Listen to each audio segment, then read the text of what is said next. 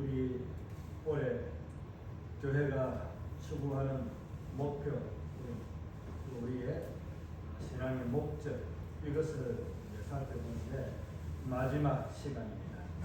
성령을 사모하면서 우리가 열매를 맺자라는 제목으로 오늘 마지막 우리가 올 한 해 달려갈 우리의 목표점을 생각하고자 합니다.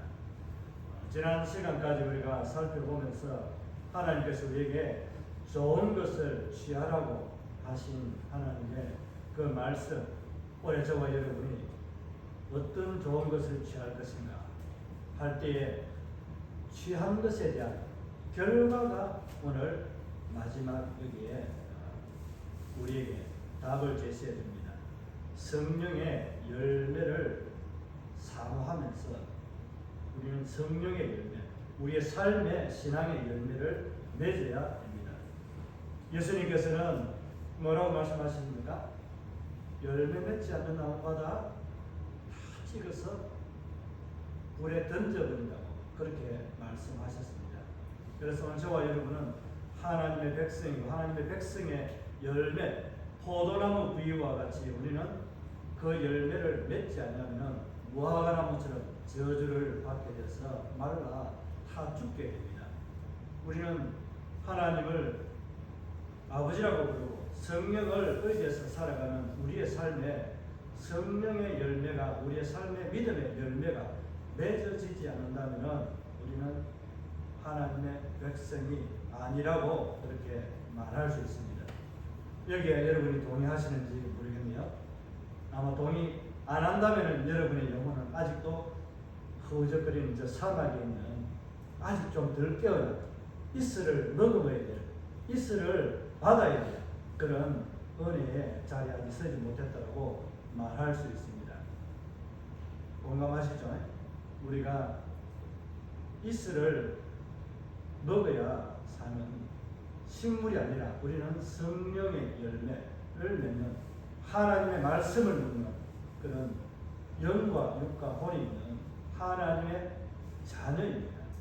하나님의 자녀답게 살아가는 삶의 입술에 그 고백이 우리의 삶에서 반드시 나타나야 되는 것이 하나님이 우리를 지으신 목적입니다. 그 열매로 우리는 하나님을 찬양합니다. 우리가 열매가 맺혀지는 나무가 있고 열매가 맺혀지지 않는 나무가 있습니다. 사시사철을 푸르는 이 나무가 있는가 하면 낙엽이 지고 또 꽃이 피고 움이 돋아서 새롭게 새로운 생명을 그렇게 표현하는 것들, 이것이 겨울에는 죽은 것 같지만 다시 봄이 되어서 활기를 되찾는 그런 우리 주변의 자연을 통해서 많이 볼 수 있지 않습니까? 이와 같이 우리는 우리의 삶에서 내 영혼이 겨울이라고 하는 추운 기나긴 터널이 우리에게 길면은 안 됩니다. 이것들이 우리에게 필요합니다. 왜 그럴까요? 내가 하나님을 더 의지할 수 있는 방편이고 수단이 되기 때문에 우리는 하나님이 우리에게 삶을 줄 때 평탄한 길, 시온의 대로만 우리에게 열리는 것이 아니라 시온의 대로를 걸어가는 길에 우리에게는 뱀과 같은, 전벌과 같은 것들이 우리를 유혹하고 우리를 실족하게 만든다라는 것을 생각해야 됩니다. 그것이 우리에게는 유익이 되고 우리의 삶의 신앙을 더 풍랑을 인해서 우리가 더 빨리 달려가는 배가 풍랑을 맞아야만이 그 풍랑에 돛담배는 의지해서 더 빨리 전진해 나아갑니다. 이와 같이 우리는 풍랑을 맞으면서 풍랑이 나에게 다가오는 이것은 아픔이고 내가 좌절하고 여기서 하나님과 작별할 시간이다 라고 생각하는 것이 아니라 어떻게 해야 된다고요? 아싸, 이것은 내게 기회로다, 은혜 받을 기회로다, 하나님께서 내게 주시는 정말 귀한 시간이다라는 것을 고백하면서 그 풍랑을 우리는 즐기면서 하나님이 인도하는 대로 살아가는 삶을 사는 것이 저와 여러분의 신앙의 삶입니다. 이건 모르는 사람은 극히 없죠, 그죠? 없지만은 실질적으로 내게 어떤 그런 순간들이 닥치면은 왜 나만 겪는 고난이냐고, 왜 하필이면 나에게만 이런 일이 있냐고 말합니다. 그죠? 사람에게는 고난이 이 모양 저 모양으로 다 다르게 나타납니다. 부자는 부자에게 다른 근심과 걱정으로 고난이 닥쳐오고 환난이 닥쳐오고, 또 없는 자에게, 가난한 자에게는 다른 것으로 인하여서 우리에게 아픔거리가 생기게 됩니다. 하나님께서는 우리에게 적당하게 그런 고통과 고난을 통해서, 환난을 통해서 우리를 하나님의 사랑을 더 가까이 불러 모으시기 위해서 그렇게 하신다고 생각하시면 됩니다. 오늘 마지막 우리가 성령을 사모하면서 열매를 맺자. 이 열매를 맺는 것은 내가 좋은 것을 취한 결과로 하나님께 영광을 돌린다라는 의미로 열매를 맺자라는 제목으로 그렇게 삼았습니다. 오늘 이 본문의 말씀을 모르는 사람은 극히 없습니다. 그죠? 성경을 알고 하나님을 믿는다라고 하면은 성령의 열매, 이 9가지라고 하는 이것을 모르는 사람은 극히 없습니다. 그런데 우리가 성령의 열매를 9가지로만 알고 있는데, 이게 성경 원문에서 이제 신학자들도 다 이렇게 좀 다르게 표현합니다. 그러나 이게 다 개체별로 따로따로 되어 있는 것이 아니라 사랑인하로 되어 있지만은 나머지는 다 다르게 되어 있습니다. 사랑은 단수 하나로 표현되어 있고 나머지는 다 따로 객관적인 그 객체와 같은 이런 표현을 선호하는데, 사랑이라 하는 이 통로가 나머지 8가지를 하게 만드는 거예요. 무슨 말인지 이해가시나요? 그러니까 사과 안에 어떤 맛들이 있습니까? 우리가 강하게 느끼는 단맛도 있고 쓴맛도 있고 신맛도 있고 다 있습니다. 그죠? 근데 이것을 단사과 쓴사과라고 그렇게 표현하지 않고 사과라고 그렇게 이야기합니다. 그런데 우리가 달콤하다, 쓰다 이런 표현들을 하기는 하지만은, 그러나 그 사과를 두고 따로 떼어서 이거는 이런 사과, 저거는 저런 사과라고 그렇게 표현하지 않지 않습니까? 그죠? 밀감이나 이런 감귤도 역시 마찬가지입니다. 이와 같이 사랑이라는 이 성령의 열매는 단 하나입니다. 하나님의 본체가 사랑으로 결집이 되어져 있습니다. 하나님의 속성에 사랑이 묻어 있기 때문에 그 사랑이 우리에게 어떻게 흘러가고 나타나느냐 하는 것이 오늘 성령의 열매 9가지라고 하는 것 중에서 사랑을 말하고 있습니다. 이 사랑은 나머지 8가지를 아우러서 포함해서 할 수 있도록 하는 통로가 되고, 이것이 에너지가 된다는 것입니다. 무슨 말인지 이해가시나요? 이렇게 표현하는 신학자들이 간혹 몇 분 있습니다. 저도 왜 이렇게 성령의 열매를 9가지라고 이야기할까? 어떤 분은 이렇게 표현하는 분들 몇이 없습니다. 사랑을 제가 성경을 읽고 이렇게 하나님께 은혜를 받은 그 시간들 가운데서 제가 하나님 앞에 은혜 받은 것들은 왜 8가지를 9가지를 이렇게 나누어서 이야기를 할까? 아무리 봐도 사랑이라는 단어를 제 앞에 놓았는데, 이 사랑이 성령의 열매로 완성이 되는 것인데, 고린도전서 13장에서도 말씀하고 있지 않습니까? 사랑에는 뭐가 없으면은, 사랑이 없으면은 울리는 꽹과리 같고 빈 깡통과 같다라고 이야기하지 않습니까? 그 안에 이 온유와 이런 것들이 열매가 다 들어앉아 있는 것을 우리가 알 수 있지 않습니까? 그죠? 그래서 이런 풀이를 해놓은 사람이 있는가? 그래서 원문을 가지고 봤을 때 좀 난해한 구절입니다만은, 이렇게 성령의 열매는 단 하나 사랑이다. 그러나 나머지 8가지는 이 사랑이 없으면은 이 열매를 맺을 수 없는 것이 된다는 것입니다. 조금 어렵게 설명했는지 모르겠는데, 우리가 나머지 성령의 열매, 이제 이 온유와 절제, 오래성 이런 것들이 양성이 잘 나가잖아요. 그죠? 이런 것들이 있는데, 여기에서 사랑이 요 나머지 것들을 하는데 역할을 한다는 거예요. 우리가 엄마가 아이를 배불리게 먹이려고 하면은 어릴 때는 모유 젖을 먹이잖아요. 그죠? 그와 같이 엄마가 젖을 먹일 때에 이 젖을 먹이는 그냥 행위만 보면은 그냥 아이 배를 부르게 하는 이것만 하는 것과 같은데, 그런데 아이에게 젖을 먹일 때 어머니의 그 모유가 건강하지 않다면은, 만약에 염증이 있다면 아이가 먹으면 어떻게 될까요? 설산하거나 다른 뭐 병을 앓거나 이렇게 할 가능성이 높잖아요. 그죠? 그리고 아이가 온전하게 자랄 수 없는 거예요. 그래서 엄마가 가지고 있는 이 모유가 건강한 사랑이라는 것으로 가득 차 있으면 그런 질병이 없다라고 표현하면 이해가 쉬울 것 같아서 제가 그렇게 말씀을 드립니다. 그래서 사랑이 성령의 열매다라는 것을 전제로 하고 오늘 말씀을 드리려고 합니다. 그래서 이것을 이제 두 번에 나눠서 할까 하는 고민도 설교를 시작하기 전에부터 좀 고민했지만은 간단하게 일단 제가 먼저 결론을 말씀을 드렸기 때문에 오늘 이 성령의 열매를 왜 사랑이라고 했는지를 살펴보면서 오늘 나는 정말 성령을 사모하면서 성령의 열매를 맺는 삶이 내게 이루어지고 있는가 하는 것을 생각해 보면 됩니다. 먼저 또 한 번 더 다른 것들을 생각하기 전에 말씀드리면 나머지 8가지 중에서 여러분에게 가장 강력하게 나타나는 것이 있을 겁니다. 어떤 사람들은 자비하는 사람들이 많고, 어떤 사람은 양선이 풍부한 사람이 있고, 어떤 사람은 온유한 사람이 있고, 어떤 사람은 굉장히 오래 참는 사람이 있습니다.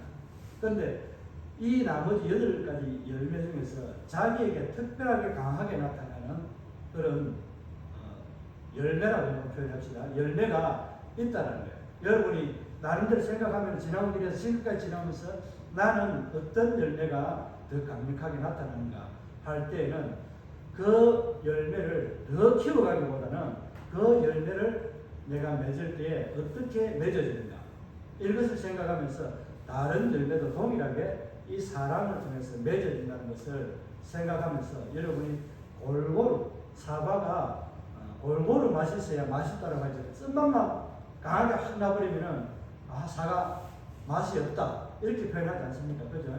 우리가 주님이 우리를 봤을 때 성령의 열매를 맺는데 사랑을 내가 받고 사랑으로 내가 양육하고 행하는데 이 나머지 8가지 열매 중에서 굉장히 한 가지만 독특하게 나타나 버렸다.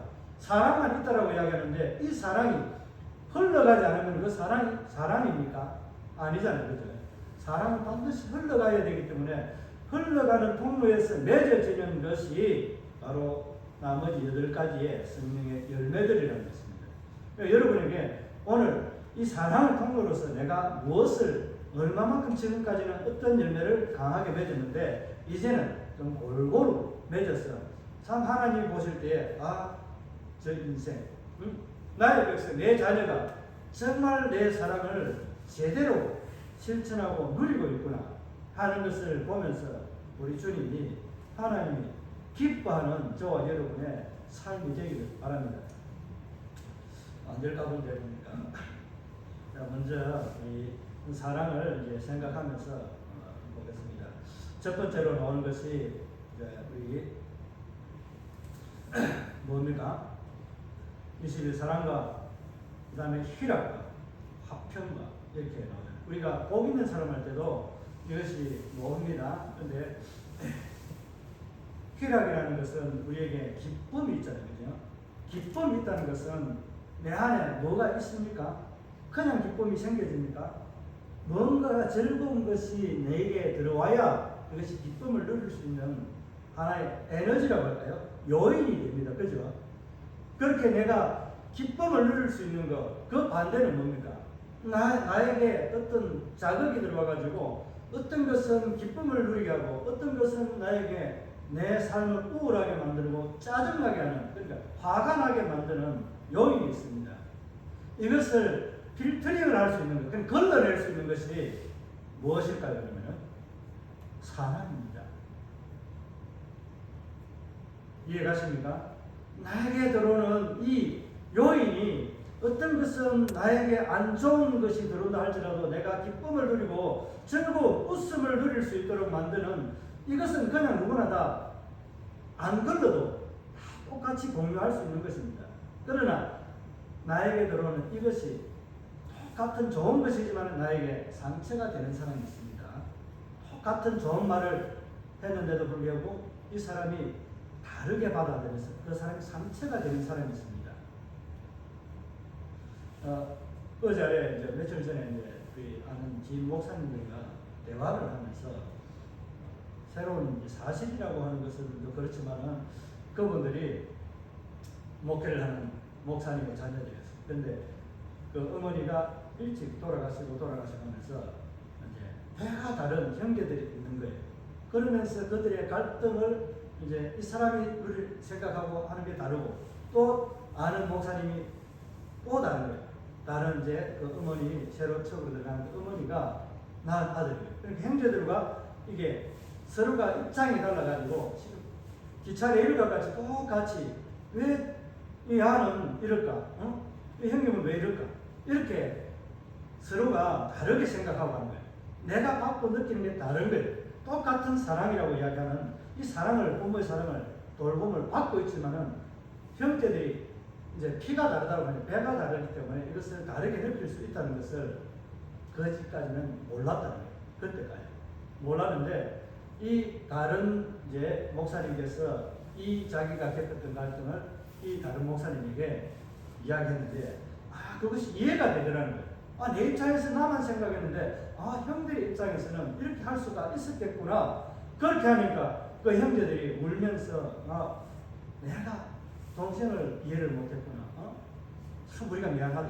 그렇게 하면서 서로가 화해가 되었다는 것을 이야기를 들었습니다.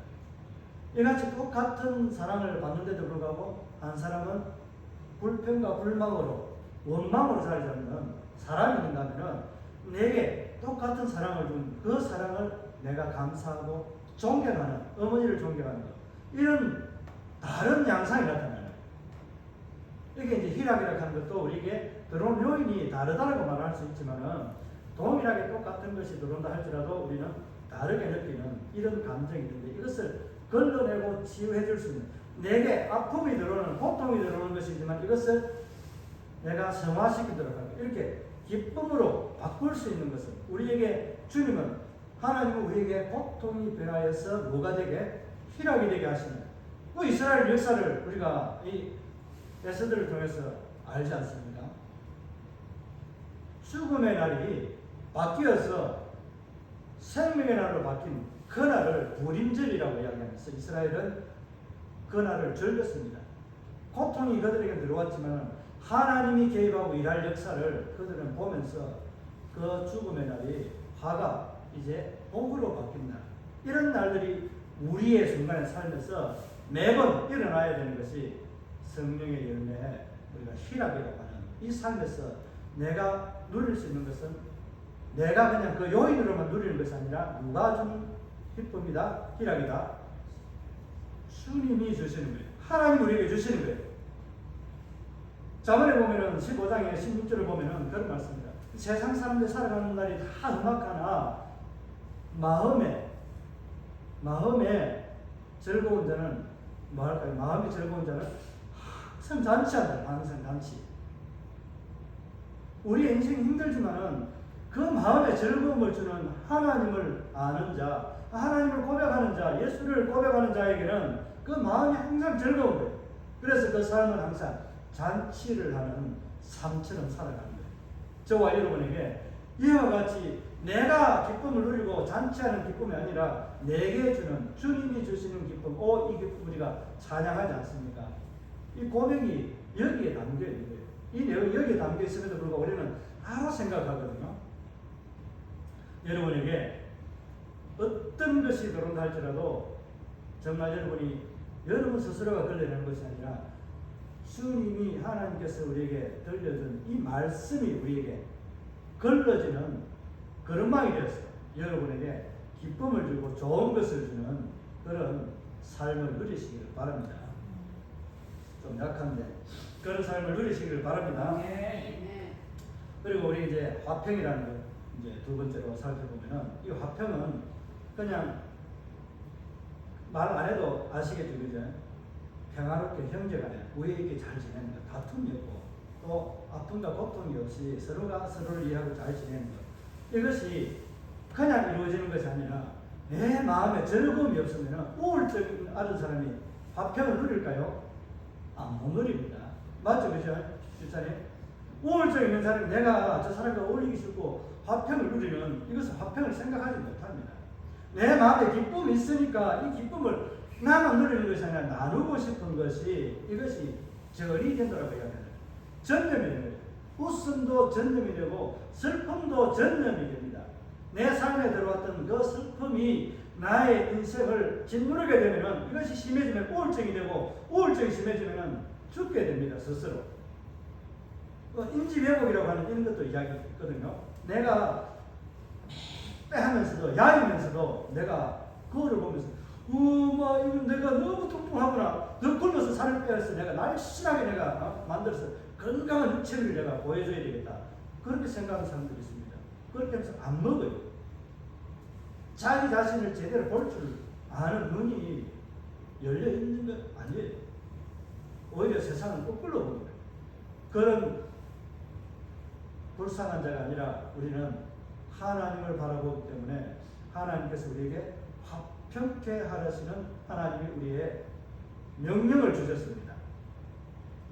하나님 우리에게 화평케 하라는 명령을 주신 것 여러분 기억나시나요? 주님께서 신약 성경에 보면은 내 앞에 제단에 제물을 드리다가 형제와 불화한 것이 있으면은 제단에 예물을 놔두고 가서 먼저 형제와 화목하고 화평케 하고 난 이후에 용서를 구하고 용서하고 와서 그때 제단에 예물을 드리라고 합니다. 주님이 어떤 제물을 받으신다는 겁니까? 화평케 하는 자의 제물을 받는 거예요. 우리가 가인과 아벨을 통해서도 알 수 있습니다. 가인과 아벨이 피해 제사, 곡물의 제사를 드렸기 때문에 그가 받고 안 받고 하는 그런 자리에 서게 된 것 아닙니다. 이것은 다음에 또 생각할 기회도 있겠지만 이와 같이 우리는 화평케 하는 명령을 주님으로부터 받은 자의 삶을 살아가야 됩니다. 그런데 우리 삶에서 화평케 하는 그리고 분위기 메이커라고 하는 좀 어려운 우리 연세드신 분들은 알 수도 있겠지만 분위기를 잘 만들어가는 사람이 있습니다. 그 사람이 어디를 가든지 우리가 잘 그 분위기를 리드하고 거기 들어가면 잘 어울리고 다른 사람들과 함께 모나지 않게 잘 살아가는 사람이 있습니다. 어울리는 사람. 그런 사람들을 우리가 사교성이 뛰어나다고 이야기합니다. 리더십이 강하다고 이야기합니다. 그는 화평케 하는 삶을 우리에게 하나님은 명령했습니다. 그 화평케 하는 이것을 우리가 누려야 되는데 그런 삶을 살아야 되는데 어떻게 하면 그렇게 할까요? 화평케 하는 사람이 누가 있었습니까? 우리 주님이 그랬습니다. 하나님과 우리의 담이 막혀있는 죄악의 담이 막혀있는 이것을 흘러버리는 분이 바로 예수 그리스도 그분입니다. 그래서 우리를 하나님과 하나 되도록 그 막힌 담을 허심으로 화평케 하는 자가 되었습니다. 우리가 복 있는 사람에게서 화평케 하는 자는 뭐라고 했습니까? 하나님의 뭐가? 아들이 된다고 했습니다. 복 있는 사람의 내용들이 여기에 성령의 열매에 다 있습니다.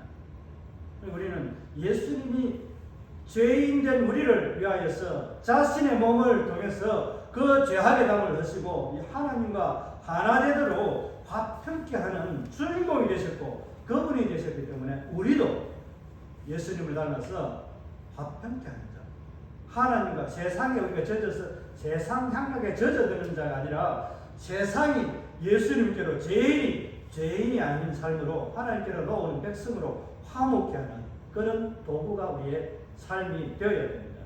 그리고 주 안에서는 우리는 서로가 서로를 이해하고 화평케 하는 주인공이 되어야 됩니다. 여러분이 화평케 하는 주인공이 되기를 바랍니다. 아멘. 약속했습니다. 아멘 했으니까 이제 앞으로 우리가 더 화평함을 누리는 그런 삶을 살게 될 것을 참 기대합니다. 이제 우리가 세 번째 살펴볼 것은 무엇입니까? 오늘 말씀을 또 읽겠습니다.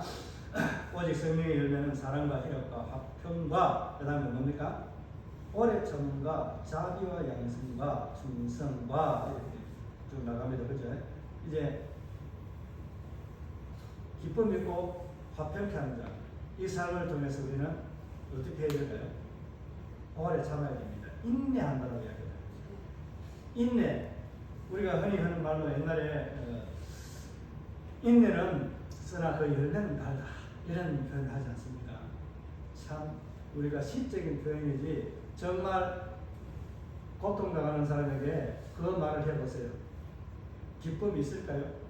그 순간에는 받아들이기 어렵습니다. 그죠? 어려운데 이것을 지나오고 나면은 생각하면은 정말 내가 이 인내가 얼마나 중요한가. 우리가 이 한문으로 이야기하는 한국 사람들은 참을 인자 세 개면은 뭐 한다고요? 살인도 면한다. 면할 면자예요, 그게. 사람이 참는 것은 하나, 둘, 셋 이렇게 세 번만 참게 되면은 살인도 안 하게 되는 그런 은혜를 누린다고 할까요? 그런 사람이 됩니다. 화가 이만큼 올라와 있어도 그것을 인지하고 좀 참고 참으면은 그 화가 쭉 내려갑니다. 이것을 다르게 인내한다고 다르게 표현하면은 그렇지 않습니까? 화가 나가 있는 사람, 그 사람에게 자꾸 이래 말을 하면은 화가 더 할까요? 덜 할까요? 점점 엔진 시동을 걸어놓고 마력을 올리지 않았는데 마력을 쫙 올려서 악셀레이터라고 하죠. 그죠? 이것을 쫙 올리는 것과 똑같습니다. 그죠?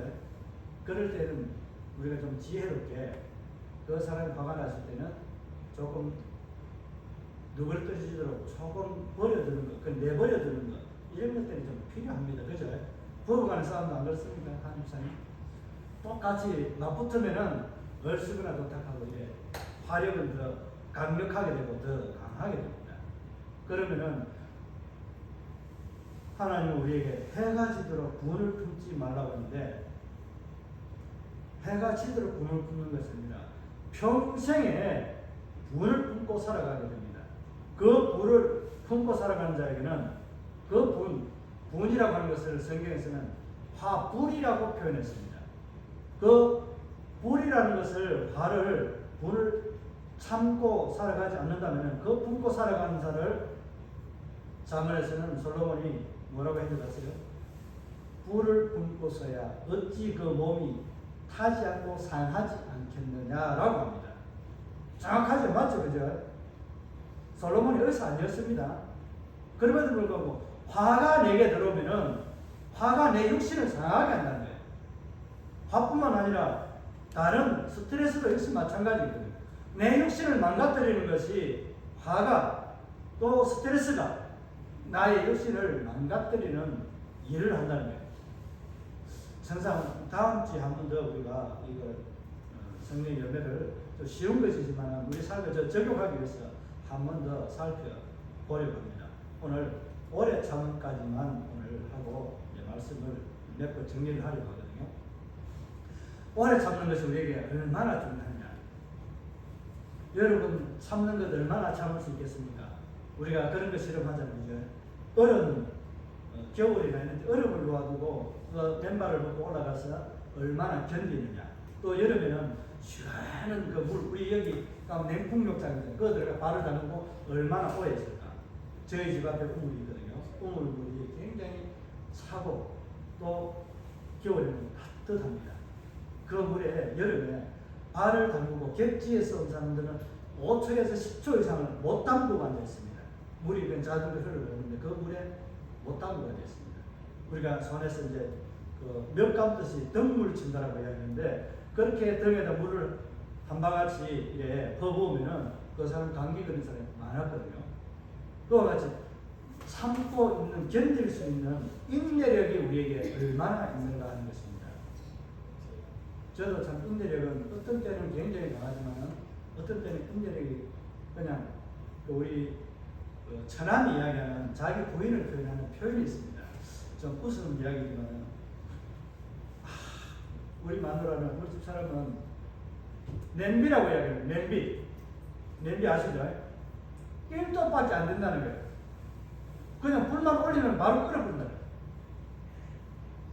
이게 끓는 속도가 너무 빠르면은 어떻게 되겠습니까? 좋지는 않겠죠, 그죠? 그와 같이 우리가 얼마만큼 참을 수 있는 인내력이 있는가 하는 것은 우리에게 굉장히 중요합니다.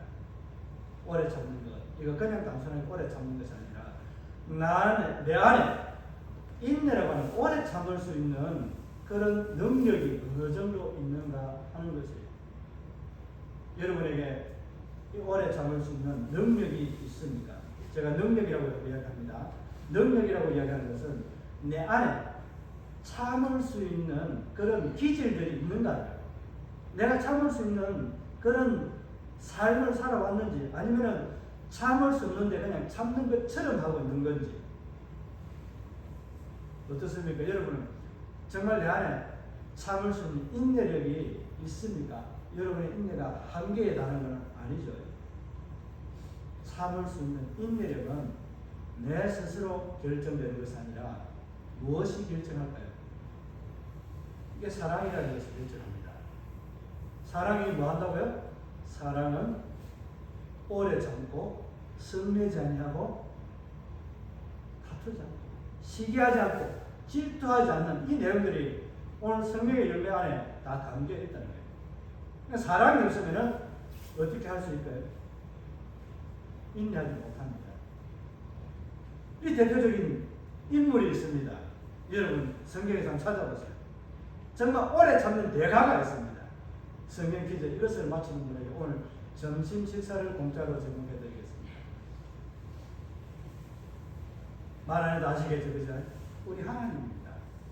하나님 우리를 사랑합니까? 우리를 사랑합니까? 정말 사랑하고는 계세요? 이렇게 이스라엘 백성들이 물었습니다. 말라기 선지자 시대 때에 물었는데, 그래 내가 너를 사랑한다.